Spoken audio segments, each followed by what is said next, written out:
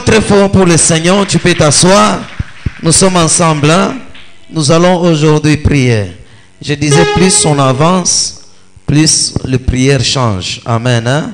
L'enseignement de ce soir, le thème est les actions qui conduisent à la pauvreté. Ou les actes qui conduisent à la pauvreté.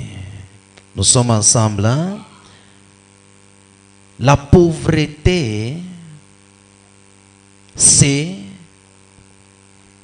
le fait de manquer les choses nécessaires à la vie. La pauvreté, c'est le fait de manquer quelque chose à la vie. Plusieurs personnes définissent mal la pauvreté. Pour d'autres personnes, la pauvreté, c'est lorsque tu manques l'argent. D'autres personnes, la pauvreté, c'est lorsque vous manquez de maison, vous manquez de voiture, vous manquez des habits. Là, on dit vous êtes un homme pauvre. Ce n'est pas ça la pauvreté. Amen. Hein? La pauvreté, c'est le fait de manquer les choses nécessaires à la vie. Quelqu'un peut être riche, mais il est pauvre en intelligence. Une personne peut être riche, intelligent, mais pauvre en sagesse. Une personne peut être riche, mais pauvre en connaissance.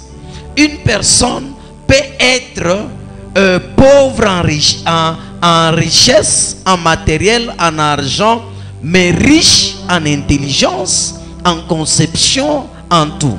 C'est pourquoi un homme pauvre sur la terre n'existe pas. Oui. Nous sommes ensemble, hein? Un homme pauvre, qu'on dit pauvre, n'existe pas. Si un homme pauvre existe, nous allons dire que Dieu a des partis pris. Dieu nous donne à tous une richesse. D'autres, la richesse, c'est leur intelligence. D'autres, la richesse, c'est leur sagesse. D'autres, la richesse, c'est la façon de penser. D'autres, la richesse, c'est les conseils. Et conseils, ils s'enrichissent. Amen. Hein? C'est pourquoi vous allez voir aujourd'hui, il y a des influenceurs en bien ou en mal. Ils ont découvert ce que Dieu avait investi en eux et ils les ont développés sur les réseaux sociaux. Quelqu'un sur TikTok, il parle seulement, il conseille. Quand les gens like, quand les gens s'abonnent, on lui paye. Amen. Hein? Un homme pauvre n'existe pas. Oui. C'est pourquoi il y a une personne qui avait dit, il dit, naître pauvre n'est pas un choix, mais mourir pauvre c'est un choix. Vous pouvez naître dans une famille pauvre, vous n'avez pas choisi.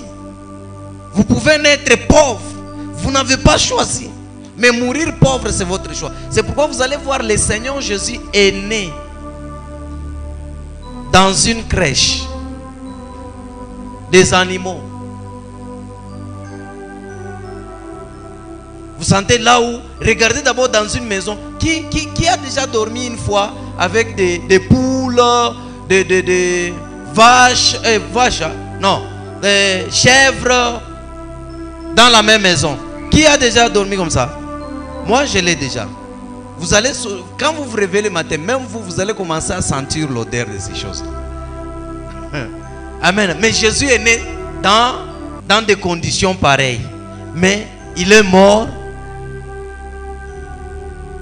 glorifié. Il est mort dans la gloire. Nous sommes ensemble. Hein?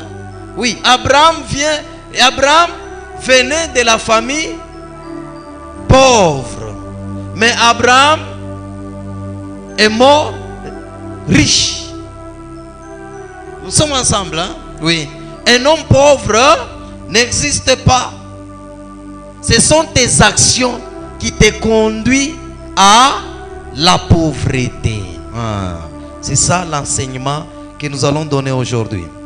La première des choses, la première acte qui conduit à la pauvreté, c'est le gaspillage. Le gaspillage. Le gaspillage dans toutes ses formes conduit à la pauvreté. Le gaspillage dans toutes ses formes conduit un homme, une femme à la pauvreté. Nous sommes ensemble.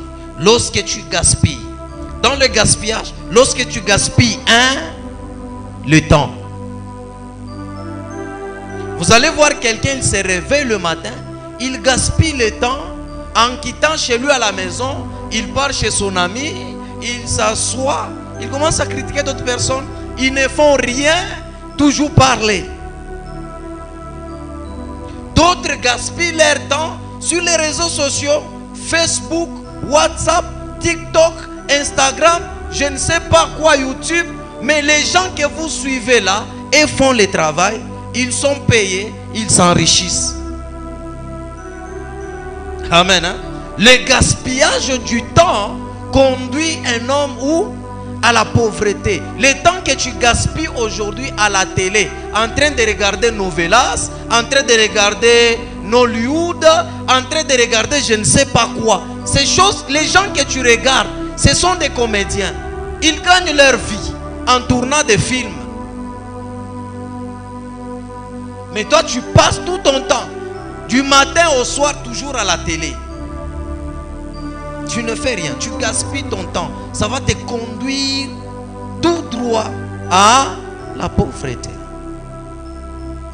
Nous sommes ensemble, hein? Est-ce que tu es avec moi? Ça conduit tout droit à la pauvreté. Dans le gaspillage du temps est lié la paresse. Une personne qui gaspille le temps, c'est un paresseux. Parce qu'un paresseux, lui, ne travaille pas. Un paresseux passe le temps de dormir. Le temps pour lui d'aller travailler, il ne travaille pas. Amen. Hein? Le temps pour lui d'aller travailler, il fait quoi? Il dort. Et en disant, je me repose. Proverbe 6, 6 à 11. Un paresseux gaspille son temps. Il gaspille son temps. Proverbe 6, versets 6 à 11, nous lisons. Oui. Va vers la fourmi paresseux. Oui. Considère ses voies et devient sage. Oui. Elle n'a ni chef, ni inspecteur, oui. ni maître. Elle prépare en été sa nourriture. Oui. Elle amasse pendant la moisson de quoi manger. Oui. Paresseux, jusqu'à quand seras-tu couché? Quand te lèveras-tu de ton sommeil? Oui. Un peu de sommeil, un peu d'assoupissement, un peu de croiser les mains pour dormir. Oui. Et la pauvreté te surprendra comme un rôdeur et la disette comme un homme en arme. Amen. Amen. Hein? Le gaspillage du temps conduit à la pauvreté. Un homme doit prendre le temps de savoir à cette heure, je t'y à telle heure, je vais faire ça. À telle heure, je vais faire ça. À telle heure, je vais faire telle chose. C'est ça la vie. Amen. Hein? Un homme paresseux, lorsqu'il est au travail, il sera licencié. Une femme paresseuse, elle aura des problèmes avec son mari. Le temps pour elle de se lever et travailler, elle regarde la télé. Elle est au téléphone. La pauvreté va te surprendre. Amen. Hein? Oui. La pauvreté. Regardez les gens qui gaspillent le temps par leur paresse. Ce qu'ils disent. Proverbe 22, 13.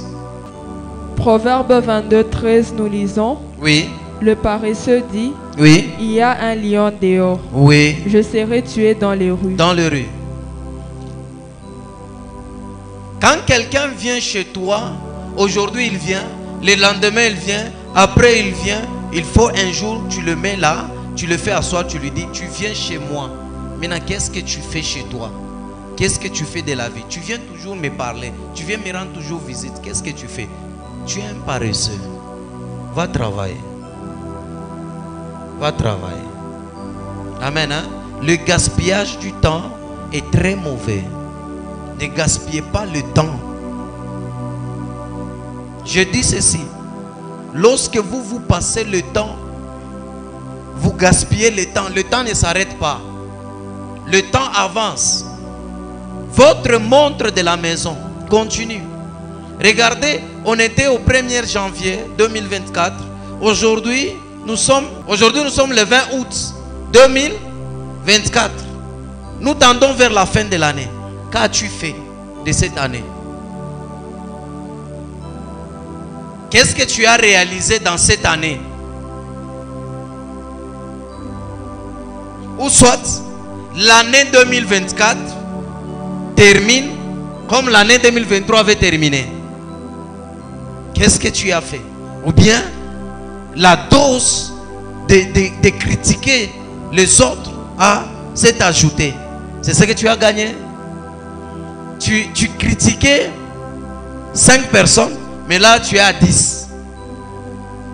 C'est ce que tu as gagné.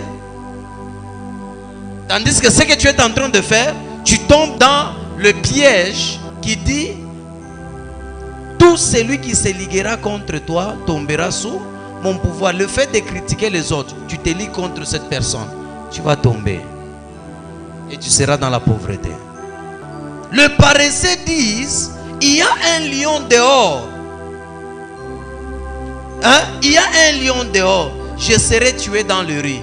Au lieu d'aller travailler, il gaspille son temps en critiquant. Amen. Hein? Est-ce que nous sommes ensemble? Hein? Proverbe 10, 4 à 5. Proverbe 10, 4 à 5, nous lisons. Oui. Celui qui agit d'une main lâche s'appauvrit. Oui. Mais la main des diligents enrichit. Oui. Celui qui amasse pendant l'été est un fils prudent. Oui. Celui qui dort pendant la moisson est un fils qui fait honte. La Bible dit: celui qui amasse pendant l'été est un fils prudent. Amasser dans ton temps, le temps que Dieu te donne, amasse, ne gaspille pas. Un fils prudent amasse. Il amasse quoi? L'intelligence, en lisant les livres, en fréquentant le sage, en planifiant le temps.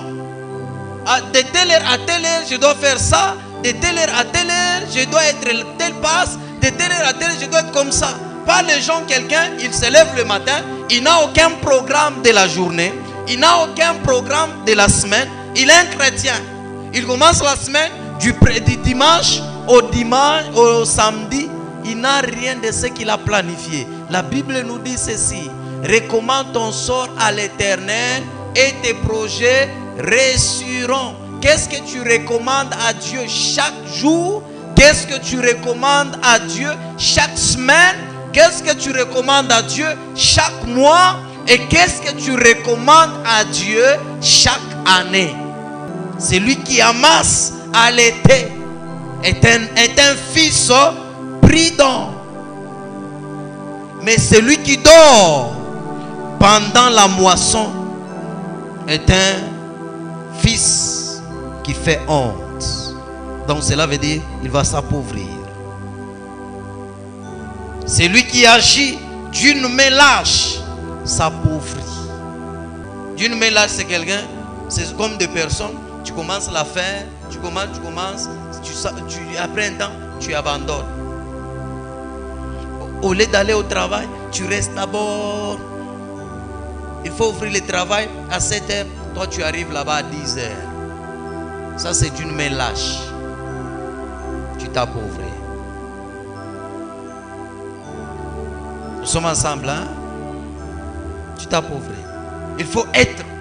Donc quand tu commences quelque chose, ton âme, ton esprit, ta pensée, comme c'est à Dieu, ton cœur doit être là. La Bible dit, là où il y a ton trésor, c'est là où il y a ton cœur. Donc quand tu commences une activité, qu'est-ce qu'il faut faire? Il faut t'investir, que ton cœur soit là. Sois courageux, sois persévérant.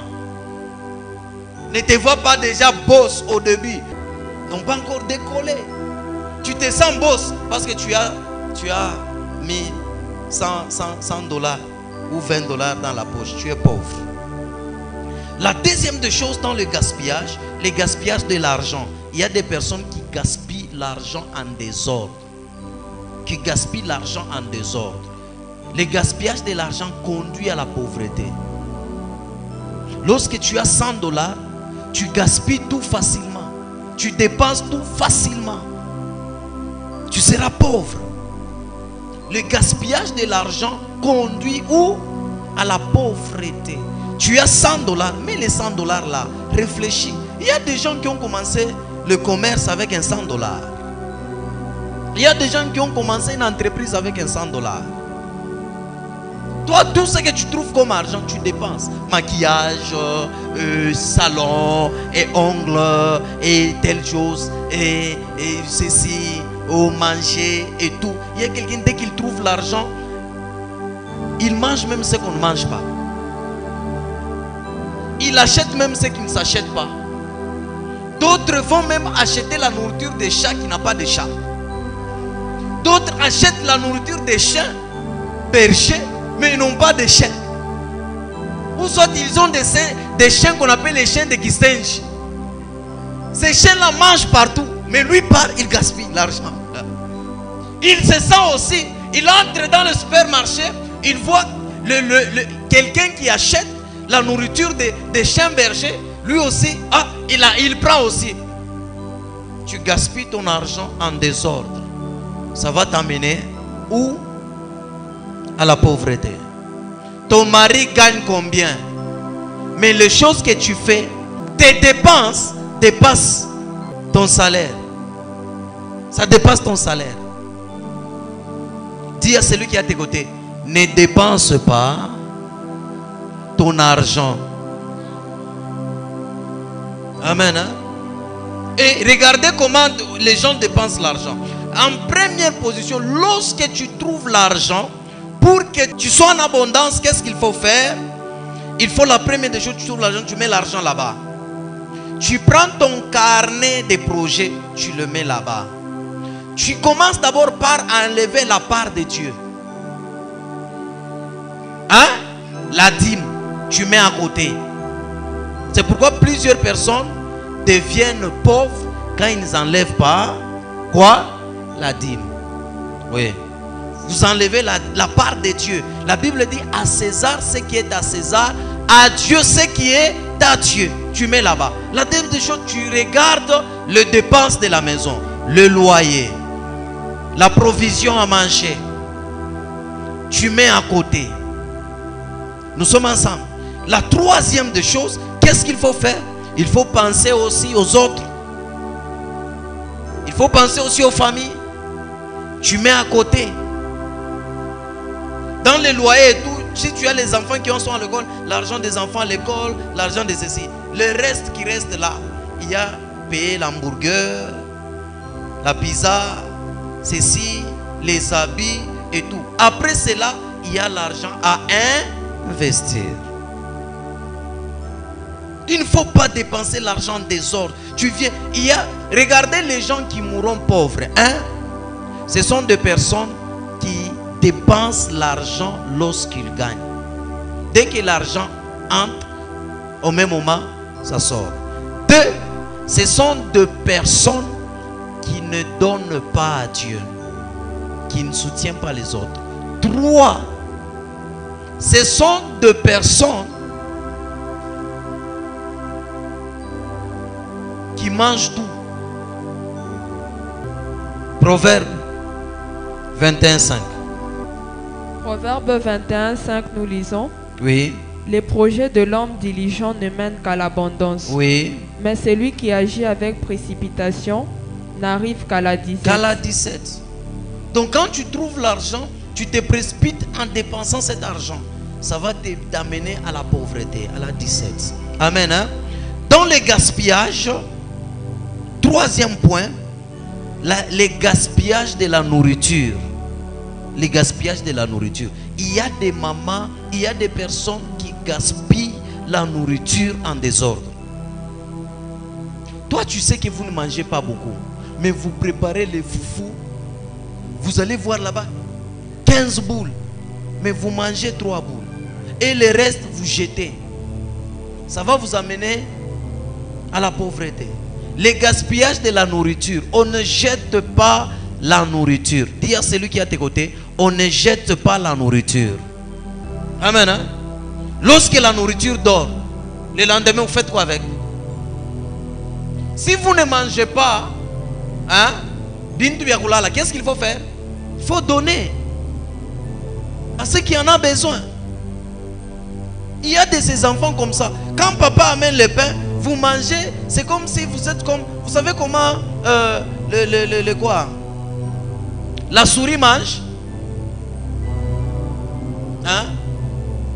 Ça, on a ton cogna. Après, tu jettes. Ça va vous amener à la pauvreté. Le gaspillage de la nourriture. Le gaspillage de la nourriture. Les enfants, on fait la provision là-bas. Vous prenez la farine, vous mettez en désordre sans calculer. Et puis quand le foufou va sortir, c'est beaucoup de foufou. Et vous ne mangez pas ça. Vous ne mangez pas ça. Le gaspillage de la nourriture amène où? À la pauvreté. Dieu n'aime pas le gaspillage. Dieu n'aime pas le gaspillage. Dieu est le gaspillage. Il est le gaspillage. Jésus n'aime pas le gaspillage. Regardez comment Jésus n'aime pas le gaspillage. Jean 6, 10 à 13. Jean 6, 10 à 13, nous lisons. Oui. Jésus dit, faites-les asseoir. Oui. Il y avait donc... Oui. Recommence. Jésus dit, oui. Faites-les asseoir. Il y avait dans ces lieux beaucoup d'herbes. Oui. Ils s'assirent donc, au nombre d'environ 5000 hommes. Oui. Jésus prit les pains, rendit grâce et les distribua à ceux qui étaient assis. Oui. Il leur donna de même des poissons, autant qu'ils en voulurent. Oui. Lorsqu'ils furent rassasiés, il dit à ses disciples, oui. Ramassez les morceaux qui restent, oui. afin que rien ne se perde. Afin que rien ne se perde, oui.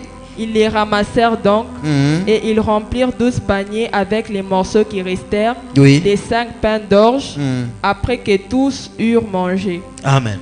La Bible dit ceci, un jour, Jésus était entouré d'une foule de gens qui le suivaient.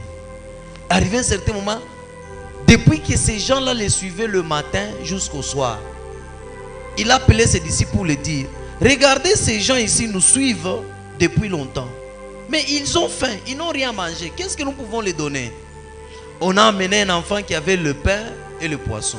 Jésus a opéré un miracle. Les pains et les poissons se sont multipliés. Et puis qu'est-ce qu'il a dit?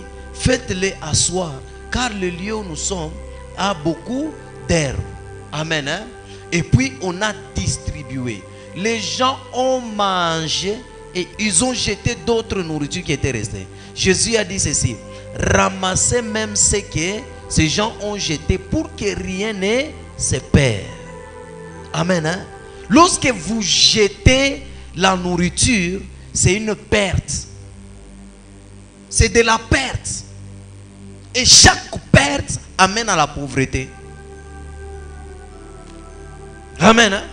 Et lorsqu'on a ramassé les morceaux de poisson et de pain, ça constituait au moins 12 paniers. 12 paniers. Regardez un peu les foufous que vous jetez. Chaque jour ou chaque mois. Transformez ces foufous en farine. C'est combien de seaux de farine que vous jetez? Hein? Prenez un peu les condiments, la viande, le poisson que vous jetez chaque fois. Remettez-les à l'état initial. C'est combien de poissons? Et ça va coûter combien à la boucherie? Le gaspillage de la nourriture amène à la pauvreté, conduit à la pauvreté. Amen. Hein? Conduit à la pauvreté. Dans le gaspillage de l'énergie, le gaspillage de l'onction ou de la prière. Il y a des gens qui gaspillent la prière. Amen. Hein? Comme quelqu'un, vous priez pour lui, après, il part pécher. Vous chassez un démon, il rentre dans le péché. Ça, c'est gaspiller la prière et l'onction. On prie pour quelqu'un pour que Dieu le bénisse. Il est béni, il abandonne Dieu, il commence à vivre une vie de débauche. Là, vous gaspillez l'onction. Vous gaspillez. La Bible dit, ne donnez pas les choses saintes. Matthieu 7, 6. Matthieu 7, 6, nous lisons. Ne donnez pas les choses saintes aux chiens. Aux chiens. Et ne jetez pas vos perles devant les pourceaux. Oui. De peur qu'ils ne les foulent aux pieds, ne se retournent et ne vous déchirent. Les gaspillage d'onction, c'est comment? Il y a des gens, lorsqu'ils ont besoin de la prière, ils nous cherchent. Il y a des personnes quand ils vous appellent. Hein? Vous savez très bien qu'il a besoin de la prière. Ces derniers temps, les choses ne marchent pas. Si les choses commencent à marcher, il arrête de se faire voir, même de vous appeler. Il y a d'autres personnes qui ont besoin d'onction, qui ont besoin de la prière pour leur faim, pour leurs désirs, pour leurs besoins. C'est le gaspillage. Regardez, le gaspillage aussi de la prière ou de l'onction, c'est lorsque vous priez, vous demandez quelque chose à Dieu dans la prière, avec objectif ou pour but de satisfaire vos besoins. Ça, c'est le gaspillage. Vous gaspillez votre prière. Et vous ne serez jamais exaucé. Il y a des personnes qui ne faut jamais prier pour eux. Je peux prier pour quelqu'un qui vient pour la toute première fois. Papa, priez pour moi parce que j'étais tombé dans le péché. Pas je prie pour toi aujourd'hui. Demain tu viens encore. Papa, priez pour moi, j'étais tombé dans le péché. Le lendemain encore. Papa, prie pour moi, j'étais tombé dans le péché. Ça, c'est gaspiller l'onction et gaspiller la prière. C'est un chien. C'est pourquoi plusieurs chrétiens, d'autres personnes sont des chiens qui rentrent sur les choses qu'ils ont vomies. Donc les choses qu'ils se sont répandues là, les choses qu'ils ont confessées, ils rentrent encore sur ça. Il a confessé que Dieu me pardonne, je me suis prostitué, j'arrête de me prostituer. Après demain, il rentre encore. Ces gens-là sont des chiens. La Bible appelle des chiens. Amen. Hein? Nous sommes ensemble. Hein? Le gaspillage est un démon. Dis à celui qui est à tes côtés, le gaspillage est un démon. Lorsque vous voyez quelqu'un qui gaspille, il est possédé d'un démon. Il a besoin de la prière. Toi qui gaspilles ton argent, lorsque tu as l'argent dans tes mains, tu constates. Regarde comment je vais vous dire que le gaspillage est un démon. Il y a des personnes, dès qu'on le paye, les 30 minutes ou une heure du temps après, il n'a rien. Il n'a rien. Et puis il commence à se dire, ah, où est parti l'argent? Je n'ai rien fait avec mon salaire. Pourquoi? Les démons de gaspillage est avec toi. Tu as besoin de la délivrance. Tu as gaspillé ton argent. Tu as gaspillé ton salaire sans se rendre compte. Et puis les démons de gaspillage volent la première des choses, la conscience de quelqu'un. Il récupère sa conscience. Pendant que la personne a l'argent, a la richesse, la personne devient un inconscient. Nous sommes ensemble. Hein? Regardez comment ça montre que tu mourras pauvre. C'est lorsque tu as des projets et tu les écris dans votre bloc-notes. Juste le temps que vous avez l'argent, vous oubliez même tous ces projets. Il y a des personnes comme ça. Tu mourras pauvre. Tu mourras pauvre. Lorsque tu trouves l'argent et que tu constates que tu n'as plus le temps de consulter ton carnet de projets, sache que c'est un esprit de pauvreté. C'est un démon de gaspillage qui est avec toi. Je ne sais pas si vous m'avez bien capté. Regardez un pauvre. Un pauvre, les signes de la pauvreté dans la vie d'une personne. 1. Le gaspillage. 2.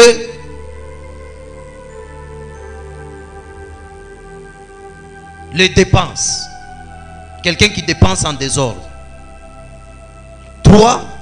Une personne qui conçoit des projets sans argent. Le jour qu'il aura l'argent, il oublie les projets. Il oublie son carnet de projets. Cette personne-là mourra pauvre. Il a besoin de la délivrance. La personne a besoin de quoi? Cette personne, elle a besoin de la délivrance. Elle a besoin de la délivrance. Si vous n'êtes pas délivré, vous ne ferez rien. Vous ne feriez rien dans votre vie. Amen. Hein? Une autre action, deuxième action qui conduit à la pauvreté, l'épargne. L'épargne. L'épargne. Dis à celui qui est à tes côtés, l'épargne à l'excès conduit à la pauvreté. La Bible nous parle de l'épargne à l'excès. L'épargne en tout n'est pas mauvais. Mais l'épargne à l'excès. L'épargne comment? Épargner comment? Pour que tu ne sois pas pauvre. Épargner pour un objectif. Donc j'épargne, je trouve 10 $, j'ai besoin de 100 $ pour commencer quelques affaires. J'épargne 10 $, 10 $. Dès que c'est 100 $, je commence les affaires. Pas, tu as besoin de 100 $, tu épargnes 100 $, 150, 200, 1000, 10 000, 100 000, 200 000 en banque. Ça conduit à la pauvreté. Ça conduit à la pauvreté. Nous sommes ensemble. Hein? Proverbe 11, 24 à 26.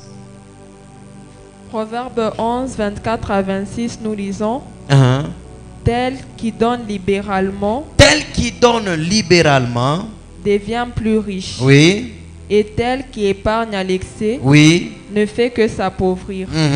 L'âme bienfaisante sera rassasiée. Oui. Et celui qui arrose sera lui-même arrosé. Oui. Celui qui retient le blé est maudit du peuple. Oui. Mais la bénédiction est sur la tête de celui qui le vend. Amen. Hein? Donc celui qui épargne à l'excès. Je vous dis, les banques appauvrissent la vie de plusieurs. Lorsque vous commencez à épargner dans le banque à l'excès, vous n'avez aucun projet avec l'argent que vous amenez à la banque. Vous deviendrez de plus en plus pauvre. Amen. Hein? Vous deviendrez de plus en plus pauvre.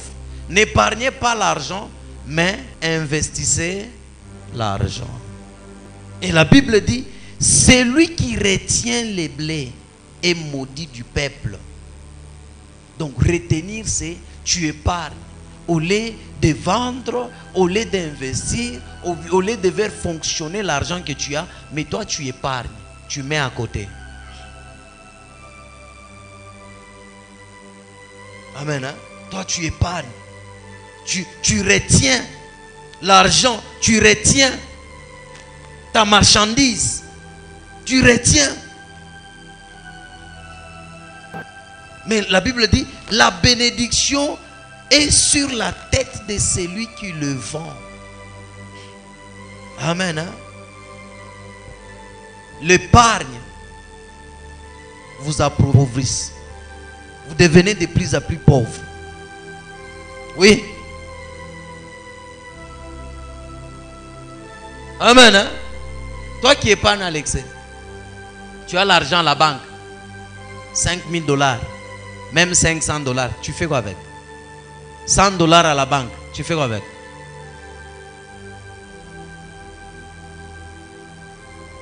Hein?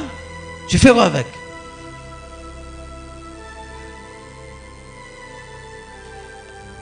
En dernier, le refus de donner. Le refus de donner.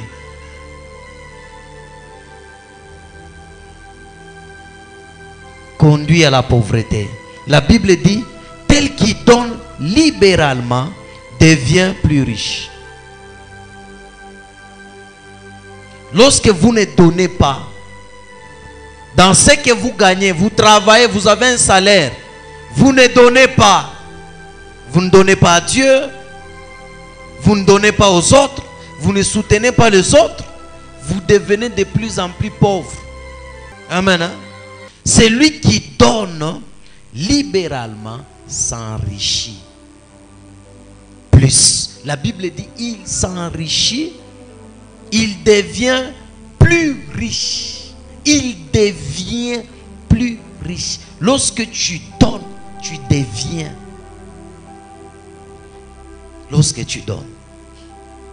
Combien de chrétiens donnent? Celui qui est à tes côtés, il n'a même pas peut-être les habits. Il n'a même pas peut-être les chaussures. Il a des problèmes. Mais toi, tu en as beaucoup. Tu fais quoi avec? Et puis quand on donne, on ne crie pas. Parce que la Bible dit, lorsque la main droite donne, que la main gauche ne sache pas. Donc cela veut dire crier, parler. J'ai aidé mon frère. J'ai aidé ma soeur. J'ai aidé telle personne. La Bible dit, celui qui fait ça, il a déjà sa récompense. Combien de personnes donnent? Combien de personnes donnent? Hein? Combien de personnes donnent? Il y a un adage qui dit, on donne à celui qui donne. Et la Bible nous dit, celui qui arrose, il sera aussi arrosé. Il a plus de joie, de bonheur en donnant qu'en recevant. La meilleure façon à vaincre ces esprits, 1. Chercher la délivrance. Que Dieu te délivre. 2. Ces esprits peuvent être chassés. Ces esprits peuvent être chassés. 3. La planification de son temps, de ses dépenses. Tu auras à vaincre ces esprits. La planification de son temps et de ses dépenses. 4. La discipline personnelle. La discipline, soit une femme, un homme de discipline. Une femme, un homme de discipline. Amen. Hein? Discipline-toi. Quand tu trouves $100, au lieu de dépenser, utilise même $20. Le reste, mets à côté. Prive-toi pour un temps. Discipline-toi. Le manger, les habits. Discipline-toi. Discipline-toi. Amen. Hein? Autre, pour vaincre, le contraire du gaspillage, c'est l'investissement. Investir son temps, son argent, c'est bien. Et le seul moyen de parvenir à l'abondance. Hein? Investir son temps, son argent, c'est bien. Ne pas épargner. Donner, soutenir les autres est le seul moyen de parvenir à l'abondance. Amen. Hein? Quand Clément dit, Seigneur Jésus, toi esprit de gaspillage, toi esprit de gaspillage, je te commande maintenant de libérer ma vie. Au nom de Jésus, prie dans le nom puissant de Jésus. Prie, prie, prie, prie, prie.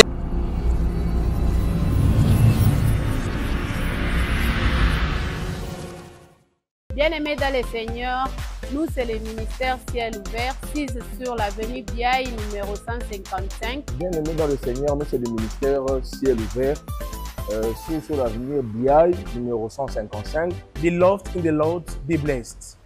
Open Heaven Ministry on Biaï 135 before Methodist Church. Come with your family.